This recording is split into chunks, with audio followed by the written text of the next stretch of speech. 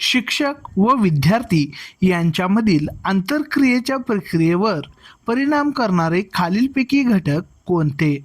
T 2013च्या paper 2ला हा प्रश्न आला होता. ऑप्शन आहेत: वर्गातील विद्यार्थ्याचे विविध गट, शिक्षक व विद्यार्थी यांचे व्यक्तिमत्व, विद्यार्थ्याला शिकण्यासाठी मिळणारी प्रेरणा, शिक्षकांचा विद्यार्थ्याकडे पाहण्याचा दृष्टिकोन. आणि पुन्हा ऑप्शन देण्यात आलेले आहेत. त्यापैकी योग्य उत्तर असणार आहे ऑप्शन सी, अ, ब, क, ड. याचं स्पष्टीकरण पाहूयात. वर्गखोलीतील अध्यापन ही एक सामाजिक मानसिक आंतरक्रिया आहे. यामध्ये विद्यार्थ्याचे आपापसातील गट, शिक्षक विद्यार्थ्याचे स्वभाव किंवा व्यक्तिमत्व, विद्यार्थ्याची शिकण्याची अंतर्गत प्रेरणा आणि शिक्षकांचा सकारात्मक किंवा नकारात्मक दृष्टिकोन या चारही बाबींचा थेट प्रभाव आंतरक्रियेच्या गुणवत्तेवर पडतो. म्हणून आपले हे चारही ऑप्शन बरोबर असणार आहेत.